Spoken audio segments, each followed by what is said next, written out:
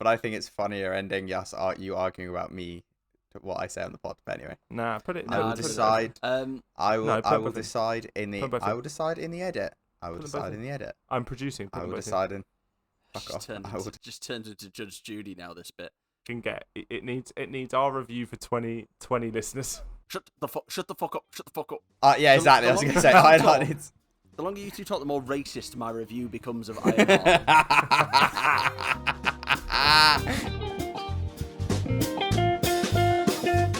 Welcome to week 2 of zombie-infested podcasting, and it's clearly not us that have been infected, because we're all hotter than a goth Emma Stone. Welcome to the Three Takes of Stupidity. It's Zombieland this week, and it's a movie that's inspired by Shaun of the Dead, but not as good as Shaun of the Dead. I'm joined by Chandler Monk. Hello. James Robbins. Hiya. And I'm Alex Clinton, and this is a line that Chandler sent me yesterday. It's time to nut up or shut up. It's from the film. Remember, How can you not include that line in the film? If you want to write the script, please send us a message, and we should ignore it in future. I'm sensing you're a bit of a bitch. No. Forget that line. Love that I line. don't know who that was addressed to. Oh shit! Yeah, that was much better. That was funnier than Chandler's fucking. Oh my god! I knew. Before we find out who's Gandhi, what have you guys been up to this week? Alex first. What have I been up to this week? Nothing. I got sunburned yesterday. Like most of the country. Yeah. That's it, I think. Has it broken your brain? You've watched a wartime thing or a serial killer or Sopranos. something. Sopranos. Given up on that. Tennis. I watched following on from last week when we did 28 Days Later. I watched the South Park spin-off of that episode about it, based on it. Is that the hippie episode? Yes, where the hippies come in and they take over South Park. Alex, that's something you watched and did this week, and that's what you say. Yeah, but that only took like 24 minutes. I can't tell you all the thousands of minutes that I haven't been paying attention. Right, I'm moving us on from this. This week I have managed to watch quite a lot. I finished season 3 of Squid Game, which was great. Really enjoyed that. It caught me by surprise that it came out. For some reason in my head I thought it was coming out at the end of the year, and then I was out for dinner with a mate, and my partner messaged me going, "Squid Game 3 is out. Get home right now," and that's what I did. So I got home quick and then watched it. It was great. Just abandoned your friend mid-meal. yeah, exactly what I did. Chandler's not abandoning anyone mid-meal. No, I'm not abandoning a meal.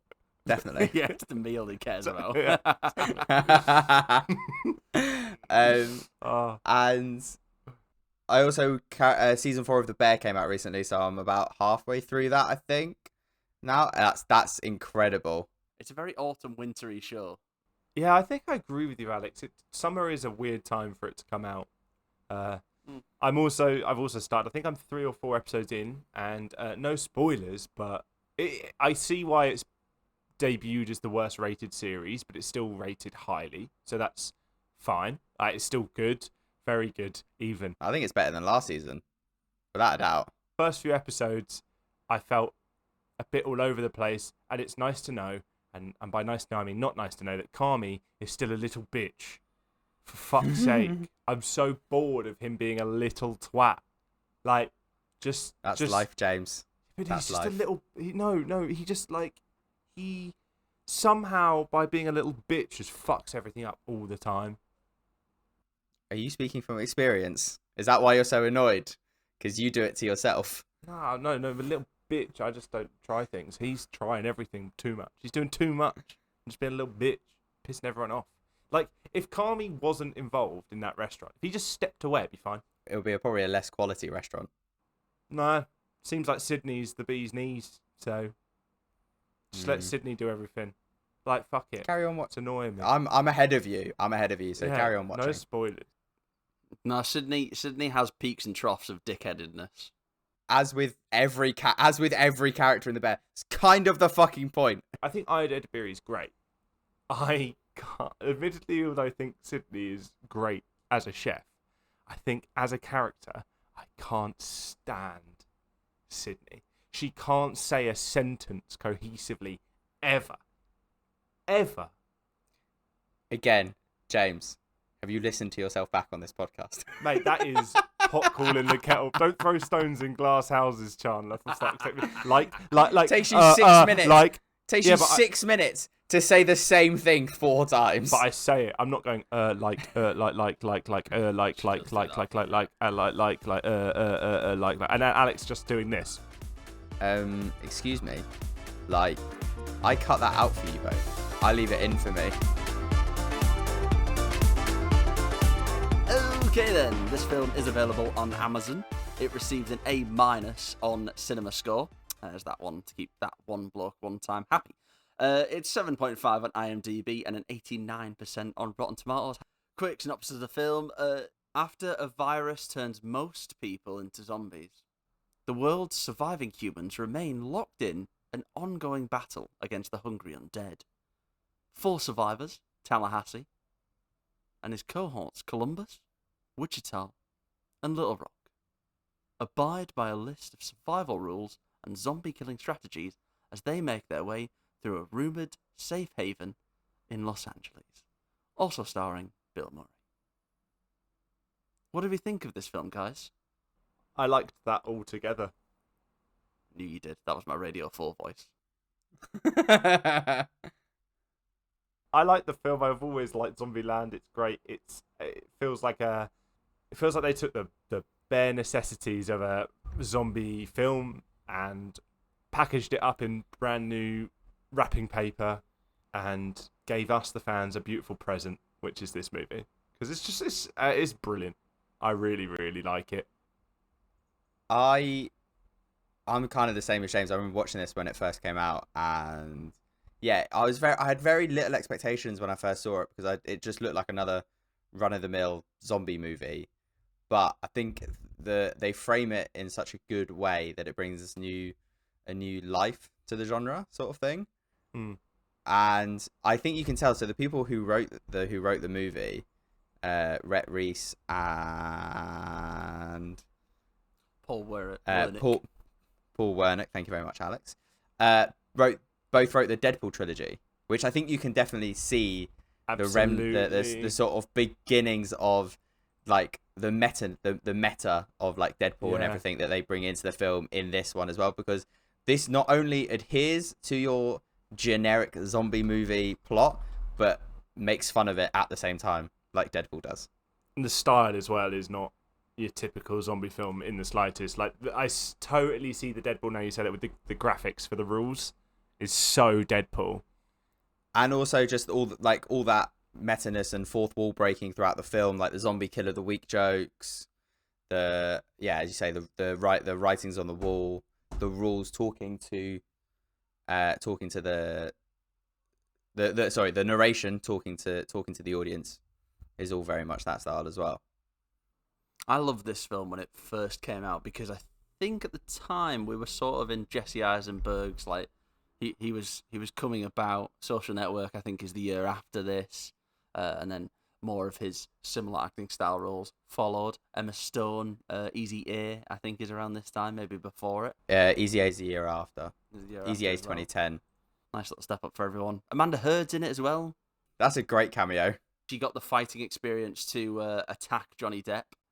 Christ alive. But yeah, it's the director Ruben Fleischer? It's director Ruben's first feature movie, and he went on to do Venom, the sequel to this, Zombieland Double Tap, Uncharted as well. You sort of see the birth of a style. He also does a film called 30 Minutes or Less, which stars Jesse Eisenberg as well as like a pizza delivery boy, which is another good film people should watch. It smashed the box office. It had a budget of just over 20 million and grossed a worldwide box office of over $100 million.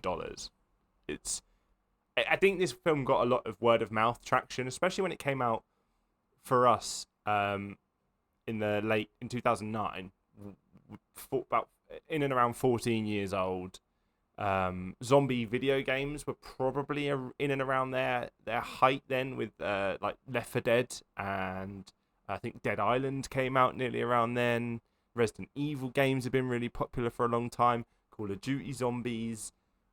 So especially amongst like teenage, I'm doing a chant this week. I'm saying like all the time. Amongst teenage boys at that time, which has Emma Stone in it. You have it's very much around the time of what's the film called with Emma Stone and Jonah Hill. Super bad. Yes, super bad. I forgot. They're all at the. Did it just take you like 2 minutes to remember Superbad? That is criminal. I know. I hate myself for it. That is super bad. But this feels like the peak of like Jesse Eisenberg and that kind of group with Jonah Hill, Emma Stone, and the other actors that were in the Superbad-esque films. It just feels like a perfect time for this movie to come out, and the box office shows. So yeah, it's really interesting you say that, James, because like that sort of, you say Emma Stone, Abigail Breslin, Jesse Eisenberg, and someone we've not really mentioned yet, Woody Harrelson, is in this film.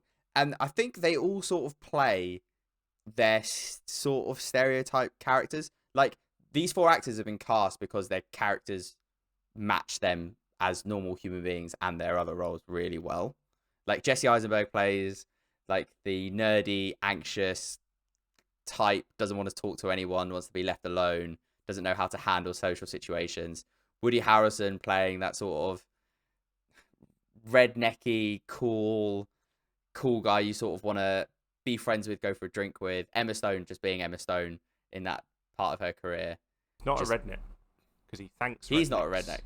He's not a redneck, but he is sort of a redneck. You have Emma Stone just playing the Emma Stone character from Superbad, and you have Abigail Breslin, who when she's like that age, playing just amazing characters like from Little Miss Sunshine and stuff. And I think they're all cast really well. They all play their characters really well. I think you made a good point there about Jesse Eisenberg's character, because I think Michael Cera was gutted to lose out on this role. To the only other man who can play this kind of personality. Yeah.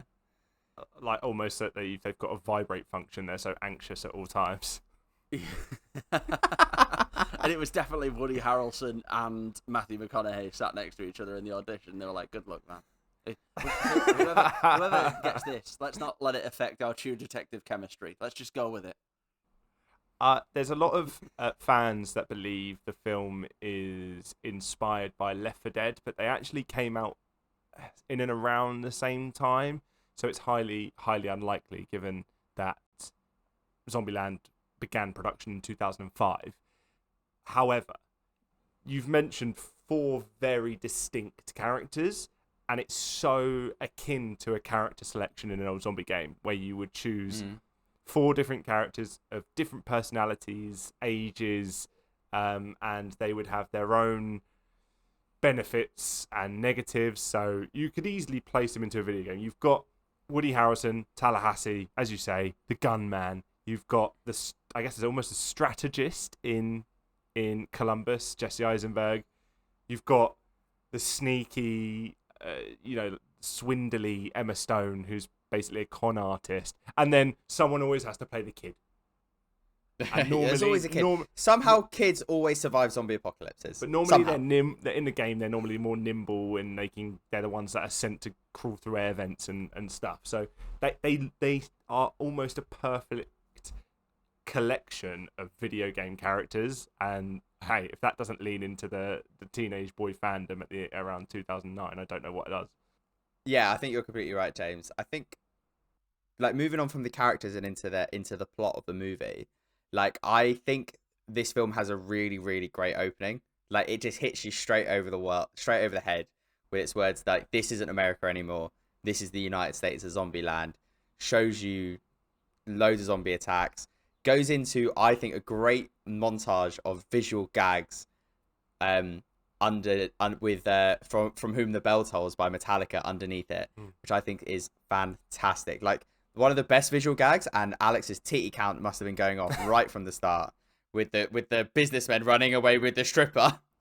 Yeah, the zombie with nipple tassels on was something I didn't think I'd Yeah. see today. Did you not catch that, Alex?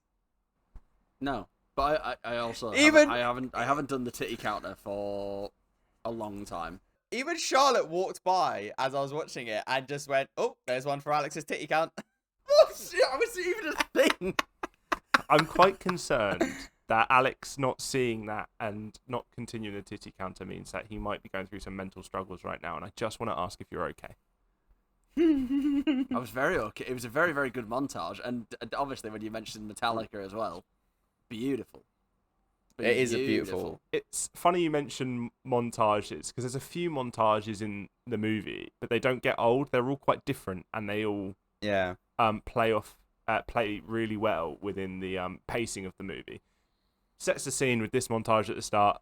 The USA's done. Hardly anyone's alive. Also, before they show the first zombie, it's that shot outside the White House is really nice. It's almost like a utopia because maybe a certain president isn't around anymore. To be diplomatic. What, Barack Obama? This film is from 2009, James. Yes, but no, I like Barack, but I'm more thinking Donald Trump. Talk about now. Then there's another one later on where we'll get to it. The crew comes together and it's just them in the car traveling very, very far. You don't see the journey like in 28 Days Later, but it's really nicely done to see them come together in that montage in a very believable way. It doesn't fit. Sometimes I think those scenes can feel very forced, rushed, and then their relationships afterwards are always almost too good in a way. But I think it does it nicely. And then there's one at the end with just zombie killing, which is perfect for the climax. So let's just go through the plot quickly. Mm-hmm. Like, we meet Columbus. He basically lays out his rules for surviving Zombieland. Like, you got to be fit, you got to have your cardio, you got to double tap your zombies. Like, don't be stingy with your bullets, which I think is a great line. There's various others. We see him trying to he's basically saying he's trying to get from his dorm room in Texas to home in Columbus, Ohio. Just on that point, I think it's also a very smart thing they did in this movie to not reveal their names and actually name them after the places they're either from or going to, which I quite like that sort of idea in these films. Like, because as we spoke about in 28 Days Later, like, most zombie films become about a found family film. Like, it's about them finding their new family, which this is. However, in the first part, they're not giving away their names, which basically can not let them get too attached to each other if one of them dies, if they have to go separate ways, all that. So I think that's actually quite a nice intro to them before they become their found family. I do think it's a nice bit of writing, but I think the writing in this film has peaks and troughs, and I think the Twinkie thing for Tallahassee is just there to make him slightly less 2D, slightly less than just a gunslinger. It's like, and he also loves Twinkies, and this will be his personality, so that you don't just think of him as just the guy who shoots zombies in the head. For fun. For fun, yeah. It does humanize a possible serial killer. Yeah. Because I know he probably wasn't a serial killer before. We know that he had. It's shown to us that he had a dog, a puppy that passed away, and then later on it's revealed that puppy was not a puppy. It was his son. Which is heartbreaking and exactly what you expect. I mean, I've got listed for us to talk about, but we can litter them throughout. Is zombie film musts, and one of those is a parent loses their kid. They always do, and normally they build an attachment to a new child.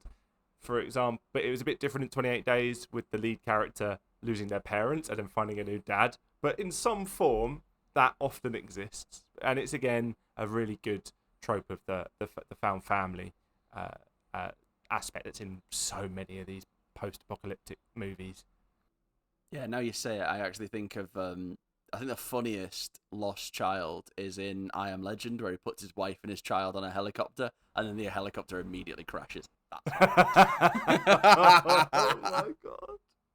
so yeah, we meet Columbus. He's trying to travel the country essentially. It's quite a far, like, it's quite a far way to go from like Ohio to from Texas, which is, I looked it up. It was like 11-hour drive.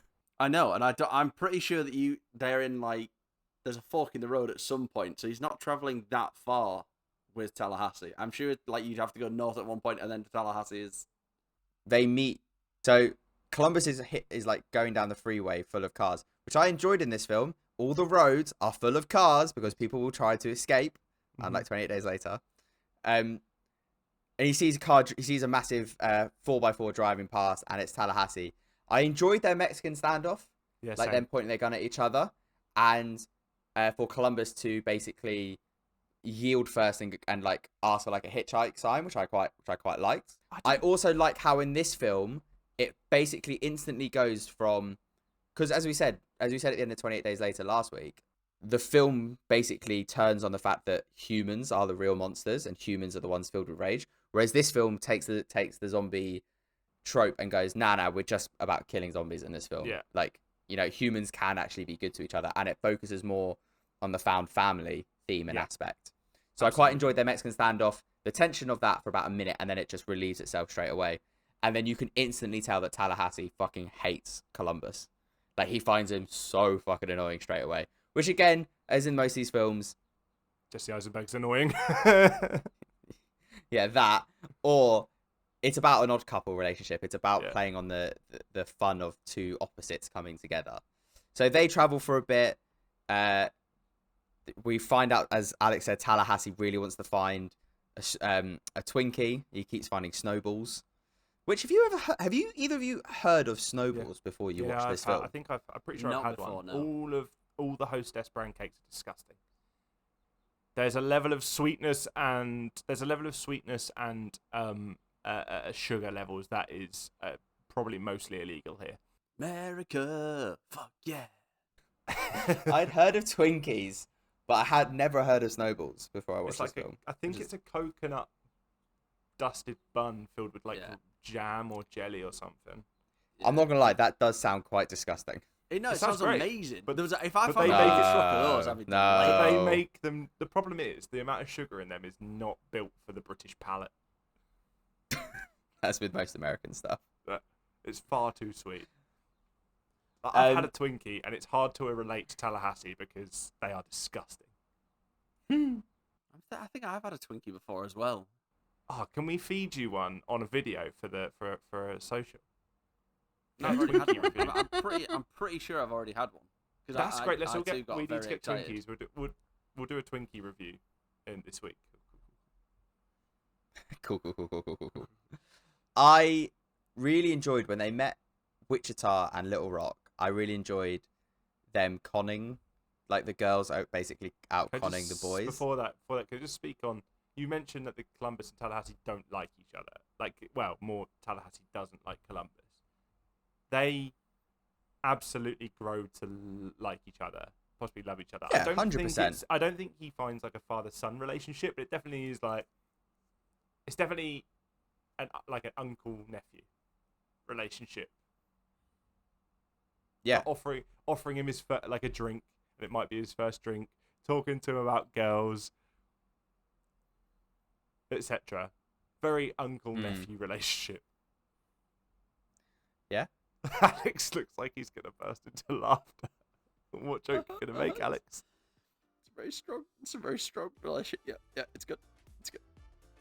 Alex, you want to tell us something? Where did he touch you? James. That's what. That was sort of the route I thought you were going to go down. It's fine. That joke's been done thousands of times in primetime television. Don't worry about that. Jesus Christ.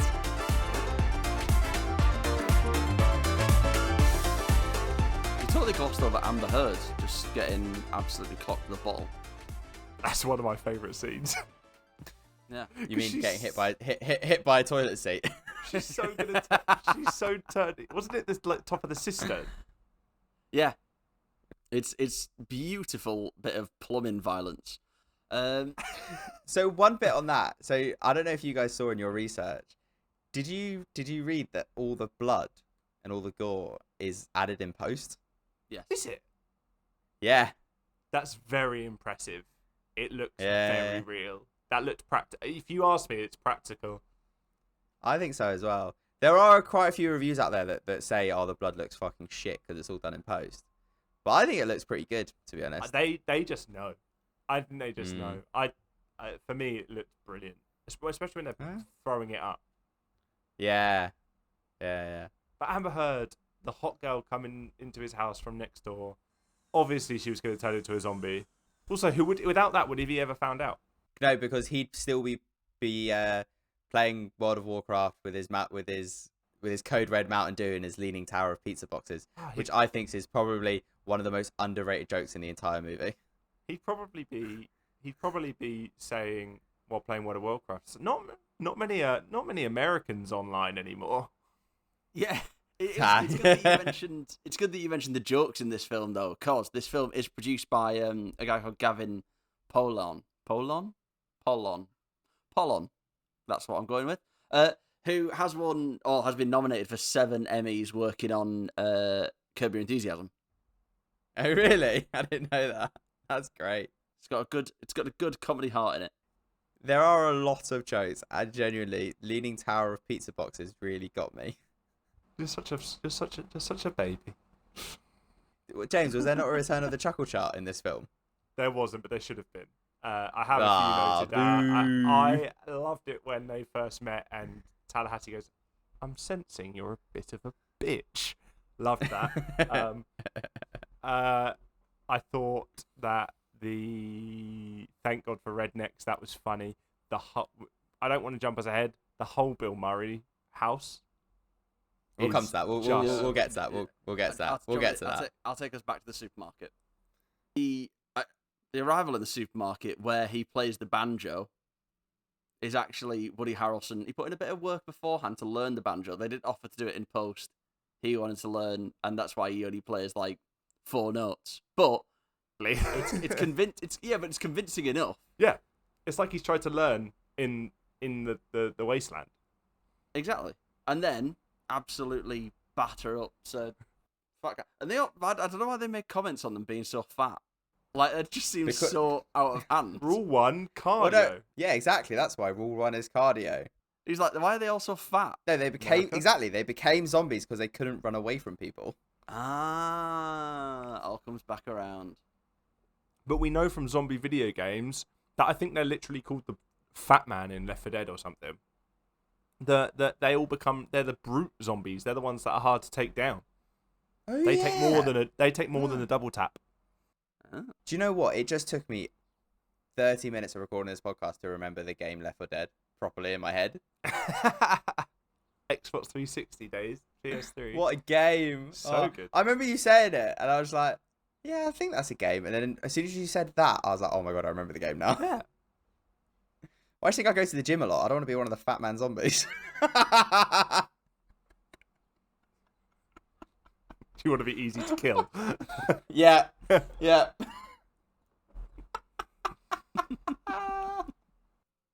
But in the supermarket, to bring us back, the introduction of Emma Stone and Wichita and Little Rock.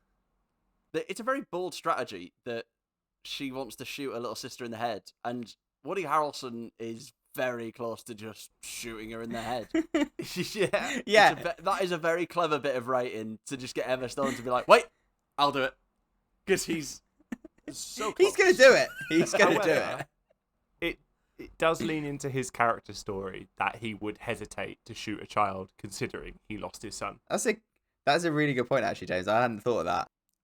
But he does. He hesitates, but momentarily. He's like, "I can't do this," and then she's like, "No, I have to do this, so I will." He's putting on a bit of an act throughout the majority of the movie until they come together.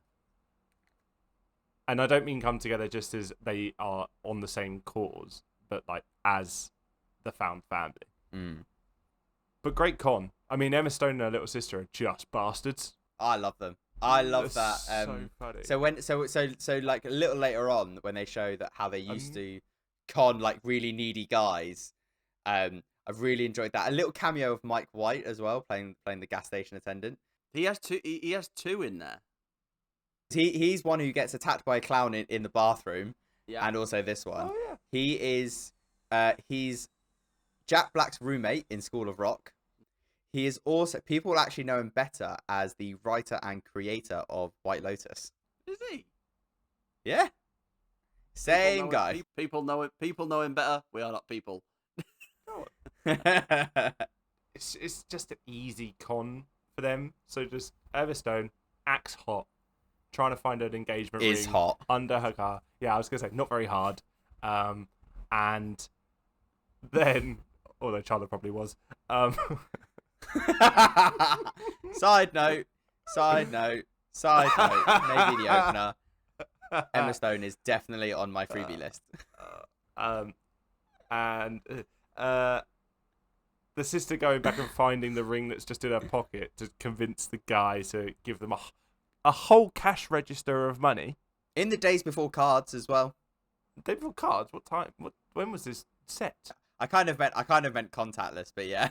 Well, America still struggles with that. I think. But Like yeah, he was going to do a contactless payment to a child. she just whips out a freaking machine. Yeah, she got a card reader. Just this $400. And then she goes and meets back with Wichita, and they have about 10 more rings. But even then, so it shows before the zombie apocalypse, they were trying to get to Playland, California. What was it called? Playland? I think they were more just trying to survive. They said she says in the car, this is enough to get to Los Angeles. Yeah, but I think it's more as well just to survive, more than just to get to Pacific Playland. But they were still trying to get to LA. That's where Pacific Playland is. They're having to run cons. I'm not saying I think you're right, but I do think it leans with their characters. They want to go there because they had a memory with their family. It also leads you to think that her family are either not involved with them anymore or aren't around before the zombie apocalypse. I took it to mean that they were orphans. Yeah. Like They're lone warriors. lone wolves. Lone wolves. Their own wolf pack. But it makes sense that they just have each other even in the apocalypse and before, they were just trying to get there. They're trying to have fun with it. They got rings. Now they're out there stealing cars, guns. But actually, stealing the car and the guns was actually a positive for Woody Harrelson because he ends up finding a very nice yellow Hummer, complete with some free hands. And thank God for rednecks, because they find a fuck ton more guns. There is the one sort of thing in this film which I don't like is that, so as Woody Harrelson and Jesse Eisenberg are walking to find a new car, and he lets out all his rage on one of his minivans and just completely destroys it, then finds a fuck ton of guns and just starts spraying bullets in the air. I'm like, aren't any zombies coming out to attack them? Like, surely they're hearing all of this. That is the safest town to be in. Stay in that town. There's obviously no one around. Like they're just doing that. They've also got a tank. There's just a tank parked up by the side of the road. Just stay there. Also, where are they getting all this? I know that they're meant to be liberal with ammunition. The only thing that these guys are meant to be liberal with. Come on. Redneck comedy. Where are they getting more ammunition from? It's America, and so I think you're posing a really good question, because the question I had was I didn't have it, but I thought other people would have it, and that is, why do they keep finding guns so easily? And I'm like, one, it's America, they're everywhere, and two, like it seems very lucky they find a Hummer with a load of guns in the back, but a redneck is going to have a rich redneck is going to have a Hummer, and they're going to have a lot of guns, and as soon as they know the zombie apocalypse is going on, they're going to try and leave with said guns. And we can see that they tried to leave, but their hands were left on the steering wheel and their body was nowhere to be found. Beautiful car, beautiful guns, shithole house. That's America for you. That's America. That is America. I put all my money into my truck. I'm going to have a lovely, lovely collection of guns, but fuck what my house looks like. I love my truck and my guns. Just moving us on slightly, like when I don't understand how Wichita and Little Rock managed to destroy a car that was working perfectly fine, like I think 20 minutes ago. I think it just ran out of fuel. Maybe. But there's also a thing for they were traveling different directions, which is weird. And somehow Tallahassee convinced Columbus just to go after them. Yeah, his hunt for revenge is apparently just outweighing both of their needs to go home. Yeah, exactly. Both of their needs to go to Tallahassee and Columbus. Yeah, but they were heading going east. home, was he? Yeah, I know they were heading to Columbus, but they were heading. He was heading to Florida. They were heading to Texarkana, is actually what he says at the beginning, which is east of Texas, east of Austin. Sorry. Yet the girls are going west to California. Yeah. So that didn't make sense, but fuck it, who cares? But it doesn't make sense for Columbus, but Tallahassee never really says a reason why he's going there. He says he just kind of wants to find. He wants to find somewhere. He wants to find a cabin where he can kill zombies and chill, basically. Jump in a river and stuff is what he wants. True. I enjoy the scene of when they come back together. Like, the girls again trick them, but this time they decide, right, let's just stay together. And as James said earlier, like that scene of them driving, the montage scene of them driving through the country, I think is great. Like trying to teach Abigail Breslin to drive. Woody Harrelson and Abigail Breslin talking about Hannah Montana. Yeah. Jesse Eisenberg talking about his 4 o'clock shadow. Loved it all. I thought it was really, really well done. I would say Little Rock doesn't know who Willie Nelson is, and I also don't know who Willie Nelson is. What? Don't say that in front of Woody Harrelson. Don't say it. Don't say it. He'll get annoyed. Woody Harrelson and Willie Nelson are actually quite good friends in real life as well. Are they really? They smoke a lot of weed together, apparently. He was actually arrested during this film and held for 24 hours, Woody Harrelson. Nice. For smoking weed. Yeah, he was. Yeah. It delayed production for a day. But can you imagine getting a whole day off? Because Woody Harrelson smokes weed. Is that why it took 41 days to shoot? Yeah, instead of not 40. So good. We see a lot of growth between the characters in that journey. I liked that Little Rock and Woody Harrelson kind of like sleeping on each other in the back, leaning their heads on each other, which is sweet. Again, leans to his backstory. It's hinting quite a lot that he has clearly lost a child. And you see, obviously, Jesse Eisenberg, Columbus, and Emma Stone's Wichita in and around the same age. We know he's a nerdy, lonely virgin who just dreams of brushing the hair behind a girl's ear. So what a weird dream. He's keen, and he's really creepy, but he's keen straight off the bat, and they warm to each other in that journey as well. It's just a really nicely done montage. It is Emma Stone. Of course, you're going to be keen straight away. Oh, because she's all right. But the road trip, you have the montage. Another great montage. We should really pay homage to the editor of this film, whose name currently escapes me. There's two of them, Alan Baumgartner and Peter Emerson, who've done a fantastic job during this film.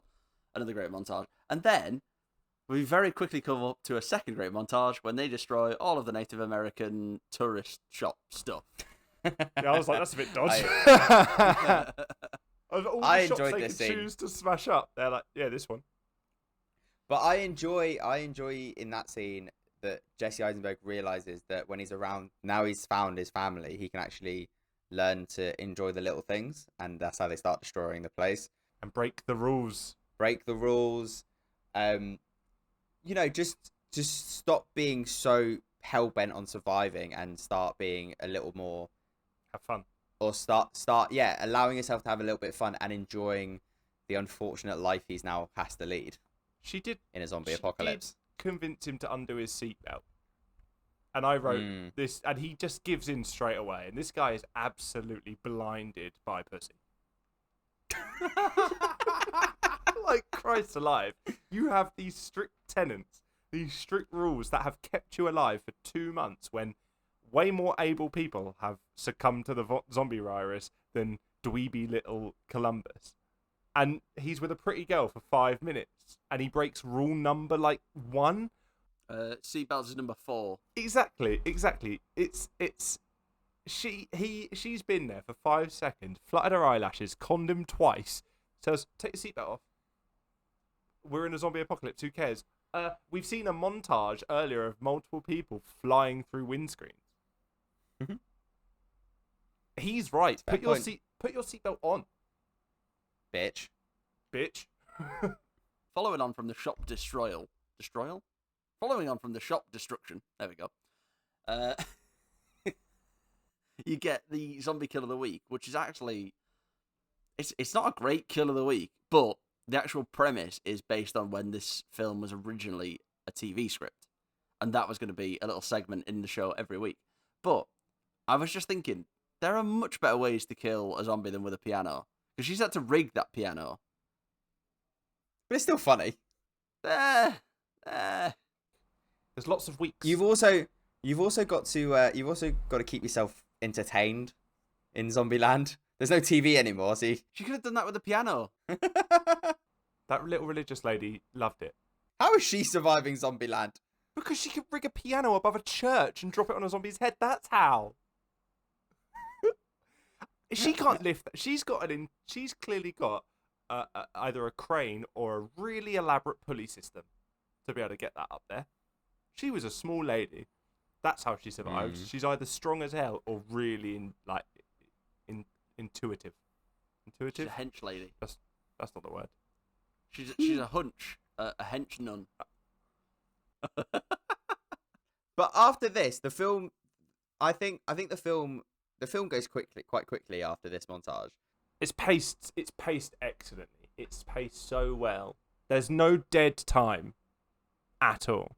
Because straight after this, we get there at Bill Murray's place, and everything with Bill Murray, as with most things with Bill Murray in, is so good. It is so funny.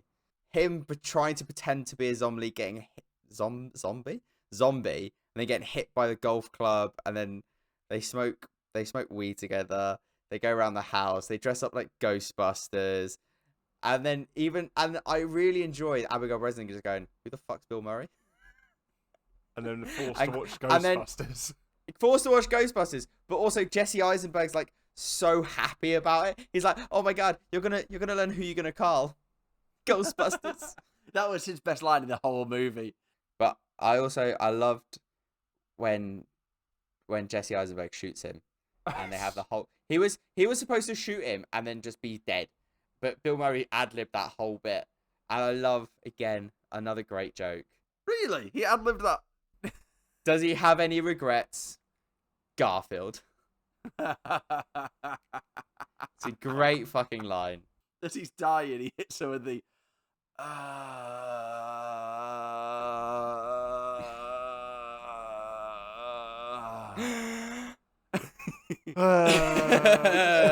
He just knows what my funny mode is. She cracks up. Yeah, very sad, very sad. Tallahassee is distraught. Yeah. He in another scene, you'd think Tallahassee with someone else would have turned and absolutely lumped Columbus. But no. He's so distraught, he can't believe it. He's there to hold Bill Murray's hand as he dies because he's pretended to be a zombie, and Jesse Eisenberg follows his rules. He sees zombie, he kills zombie. Didn't double tap Bill though. Yeah, because he realised he was alive. But as I said, this film is just littered with gags. Like, again, when they're giving him a 21 gun salute, and Jesse Eisenberg's, "Oh, gotta reload. Give me a sec. Double barrel." There we go. Again, why aren't zombies running to their house? They're firing guns. They know a zombie lives there. They know it's their mate Bill. Bill's just acting up again.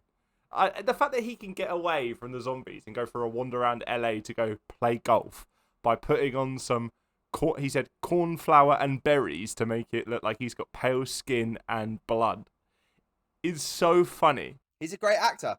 Yeah. He's a great actor. He deserves great actor. This version of Bill Murray deserves an Oscar. He's a great actor. He's so funny when he's like, I was playing and Eddie Van Halen was there, and they're like, "Oh, how is he?" He's like, "He's a zombie. He's a zombie. He's dead." But again, as we said, this film is beautifully paced. Like, it goes straight from this into the scene of Tallahassee helping Little Rock how to shoot a gun for like a faraway distance, and then the scene of Columbus and Wichita flirting and almost kissing. And that's I think the chemistry between Jesse Eisenberg and Emma Stone is great. It's great in that it's not. It's just it's a gross scene. I just don't like to see Jesse Eisenberg kiss anyone. It's just really weird and gross. I get it. But it works so well. It does, and it's also because we know that he's a shut-in virgin who dreams of love, bless him, but she's, a regular girl. She has to take the lead on the whole thing. So it is a little awkward. Basically, Jesse Eisenberg just waiting for Emma Stone to take the lead, we know it's genuine because she nearly kisses him, and then they run off again to go to Pacific Playland, just the two of them. And she says in the car, "I can't believe I almost kissed him. It breaks our another rule of just us, me and you, Little Rock and which are the sisters," which is I think it's nice. I mean, I think the rules are an aspect throughout the film, so it's nice to see they've got their own. But it proves to us that she wasn't just doing it to fulfill a dream of Columbus. Alex did a lot like that. He's her dream? Ah. No, fulfill his dream. Fulfill his dream. I don't think he's her dream. That's gross, I like that after this, they leave them again and go, fuck this. No attachments. Like, we need no attachments. It's just me and you. Let's go to Pacific Playland and go have fun. Which, again, it's a very naive idea. Like, let's go to a theme park, turn on all the lights and all the sound. Why is it at this point lights and sound attract all the zombies? Not before when they were firing guns randomly. But this whole scene, again, it's a sort of montage. I think it's played really well. The music in the background, Tallahassee saying to Columbus, what are you waiting for? Go get the girl. All that, I think, is brilliantly done. But they were going to split, they split off, and you're right. But earlier in the film, I forgot that it was a final showdown at the theme park, because in most zombie films, they're like, there's no zombies at Pacific Playland. It makes you think it's a little stronghold with other people. No, it's just a dead, empty theme park where the fences and the gates are closed, so no zombies have got in. Yeah. Because it was obviously closed when the infection started. I don't know. But at that point, Columbus and Tallahassee have a little falling out, and then I just think it's quite brutal when they're going to split off, and Columbus just goes, "They had their pictures in someone's wallets too." I was like, "Wow, that did pull at my heartstrings." That's brutal, man. That's brutal. He went for a Hail Mary and it landed. Yeah, he could have been murdered at that point. But also played off brilliantly to Jesse Eisenberg driving the motorbike straight into the bushes. Yeah. But yeah, it was stupid that they turned all the lights on and just decided to have so much fun in a theme park where there's so much death around. This is where I think I take a huge issue with the scripting, because everything just sort of becomes a bit too on the nose, bit too easy. They're on the rides that obviously attract all the zombies. All the zombies are coming. Then they get stuck on a thing. Well, I don't know what you call it. A dropper. Drop tower. Oh, you were straight in there. You were very, very big on your theme park knowledge. Yeah, they get stuck on that. Then they start just the two heroes arrive. They start shouting for help from about 300 meters away. There's no way sound travels that well, by the way, when you're up there. Hands down. They're just screaming into the nothingness. But then there's a huge montage, and again, it's wrapped up a bit too easily in this one, I think. I do think I enjoy a lot in the montage. Like, I enjoy Woody Harrelson going down a roller coaster and shotgunning zombies as they jump onto his cart. I thought that was really funny and really clever. However, the bit where there are literally hundreds of zombies around the amusement stall, and it's just Woody Harrelson firing pistols at them from behind, and he puts 4 magazines of bullets for pistols down, and then somehow he's supposed to kill hundreds of zombies with 4 magazines that hold maybe up to 20 bullets each. Bullshit. I agree with you on that point. I do think the fact that all the zombies are dead is wrapped up just a little bit too tightly so quickly. But again, we can't take this movie too seriously. He's riding on a roller coaster shooting them with a shotgun. I do love this scene. I also love that Jesse Eisenberg has to kill a clown. He kills the clown zombie far too easily. Just one thing to the legs and then smack on the head. Bit too quickly to overcome his lifelong fear of clowns No, but as to James save said, Wichita. he's a strategist. He could see the strategy there to kill the fat clown. Take the feet, take the head. Fair. And then it's all like, as you say, nicely tied up with a bow. Kisses Wichita. She tells him her name. Do you remember what the name was? Krista. Jonathan. What if James got it and Alex did not get it? What did you say, Alex? I said her name was O.J. Simpson. That's at least your 7th O.J. Simpson reference in this podcast. There's no way I mention O.J. Simpson that often. You mention him more than a normal person. Like, it's weird that I have 2 pennies. You know what I mean?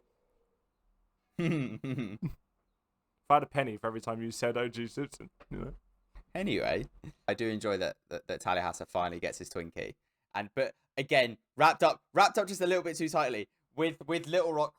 She already found it. She had it to hand, right, and then just threw it. Instead of telling them, I found Twinkies, go in that room over there. Don't shoot them. It's just rats.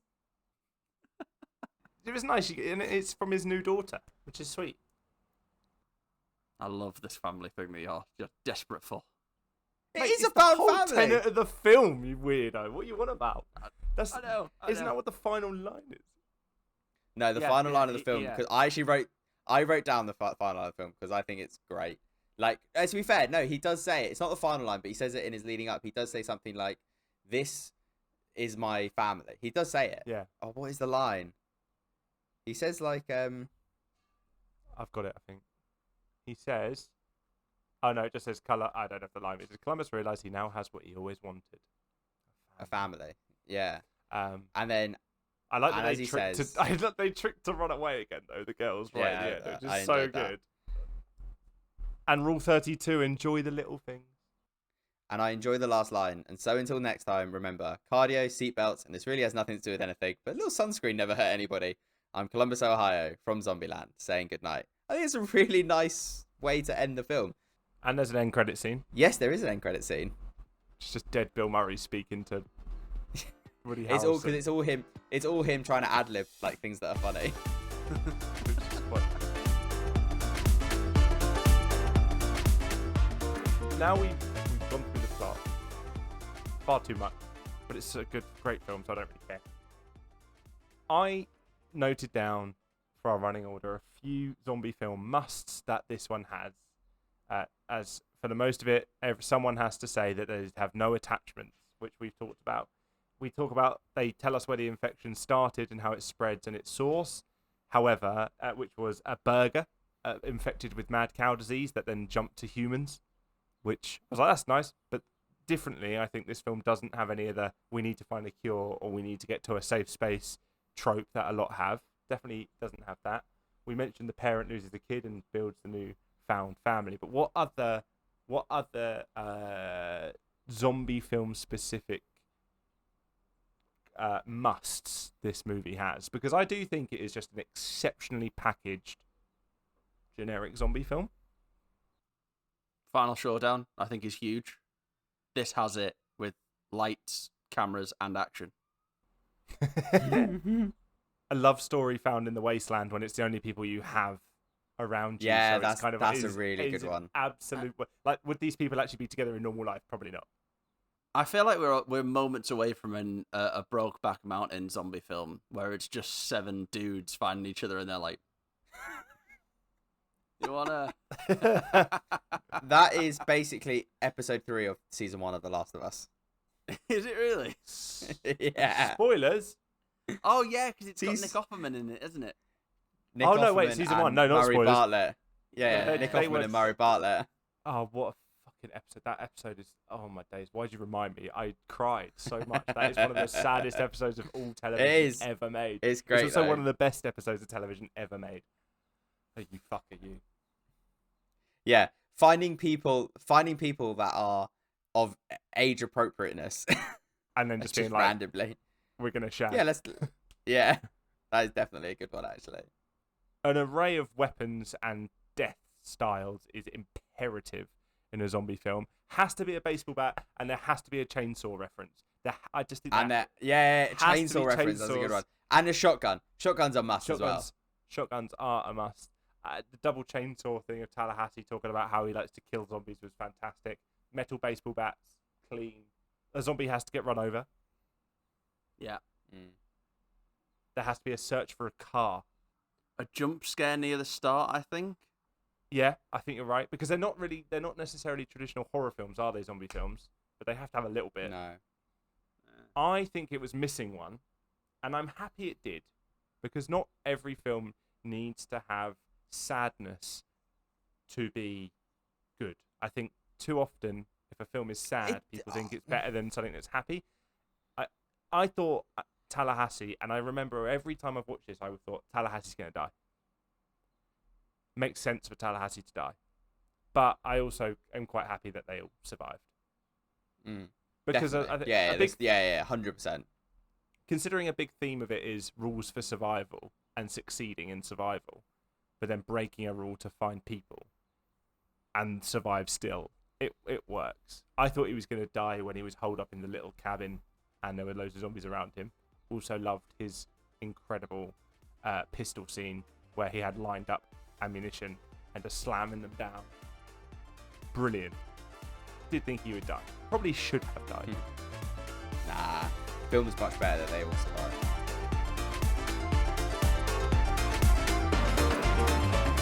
It's Takes Time. This week, who is coming out of James's big bag of balls? It's James is out of his big bag of balls. James, it's your turn to talk about your opinion decided by the big bag of balls. Go. I mean, we've all spoken pretty glowingly about this film. As I mentioned, it came out at a time where I think we were teenage boys, and zombies were the height of that period in the late noughties and early 2010s. I think it's a bog standard zombie film. It has all of the necessary tropes, but its packaging is so well done. There's a lot of great comedy. The Bill Murray scene is just all of the stuff in his house is brilliant, and there's a load of instances throughout the movie. I love how much it reminds me and evokes zombie video games. I think it's really, really nicely done, even if it's not intentional. There seems to be conflicting stuff out there on that. And a big part of the movie I love was the rules graphics that they could easily break the immersion, but they hit hard, they're lovely, and I think they just they cement how important following these rules are, and then thus help when they break a couple later on. They're not all mentioned in the film. There are like 53 rules with a good 30 of them being available. The cardio, double tap, beware of bathrooms, buckle up, travel light, don't be a hero, enjoy the little things, sunscreen, shoot first, something to do with Ziploc bags. All great stuff. And you know what? If there's a zombie apocalypse tomorrow, I'm glad I've watched Zombieland today. Nice. I enjoyed that little ending. line. Yeah, that was lovely. Yeah, it was a nice line. Yeah, I did that. I'm probably just going to echo a lot of what James has said, to be honest. As I said, yeah, this is a bog standard zombie film, has all the tropes, does all the right things. The characters, I think, are well-defined sort of tropes. However, I think they're acted really well by our main cast. I think Jesse Eisenberg, Emma Stone, Abigail Breslin, and Woody Harrelson all act their parts really, really well. I also think the cameo and the side roles are done really well. Like Amber Heard has a cameo she's really good in. Mike White, as I've said. Also, Bill Murray is just obviously fantastic in his little comedic turn in this film. But and James is right. The style, the packaging, the way the film is presented to you, it comes out in 2009, like the sort of start of, lots of superhero films and lots of meta films, things that are like doing the tropes but also taking the piss out of the tropes at the same time, which this film is doing. I think is done really well. Like, I remember when the film came out, and it was for years the sequel was in like development hell essentially, and it took ages for the second one to come out. And as with most like legacy sequels, it wasn't as good. It was still enjoyable, but it wasn't as good as the first. But this film, yeah, I think it's great. I rewatch it quite often. Like, whenever it's on, I will probably stay and watch it to the end if I catch it on TV. As I said, Rhett Reese and Paul Wernick went on to write the Deadpool trilogy. and obviously we know how famous that's become and how well received that was. So yeah, really enjoy this film. Love it.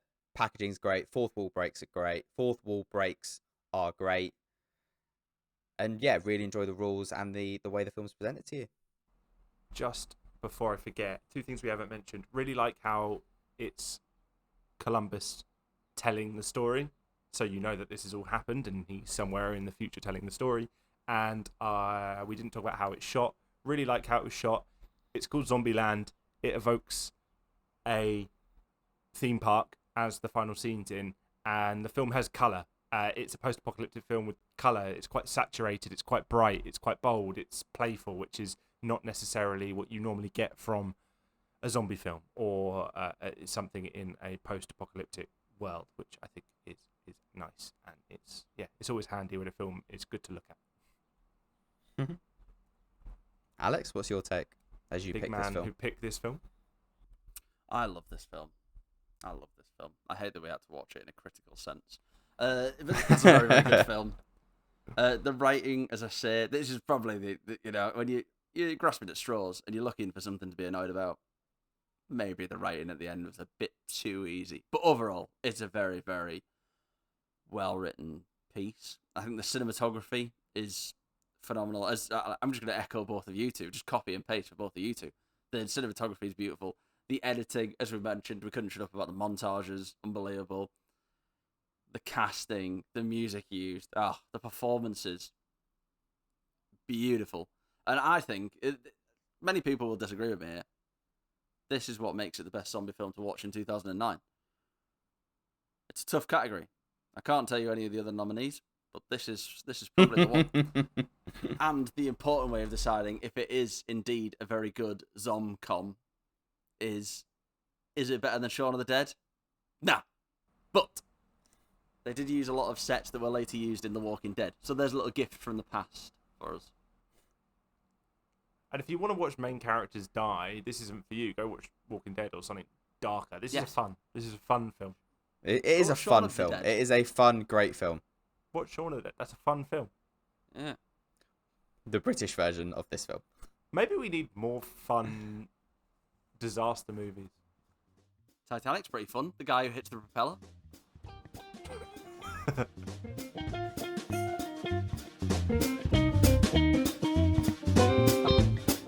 That's it for the second installment of the Zombie Trilogy in the Three Takes of Stupidity. Next up, it'll be Chandler's pick, which is World War Z, the Brad Pitt vehicle. Chandler, why have you picked this? Why have you done this? Because it's bad.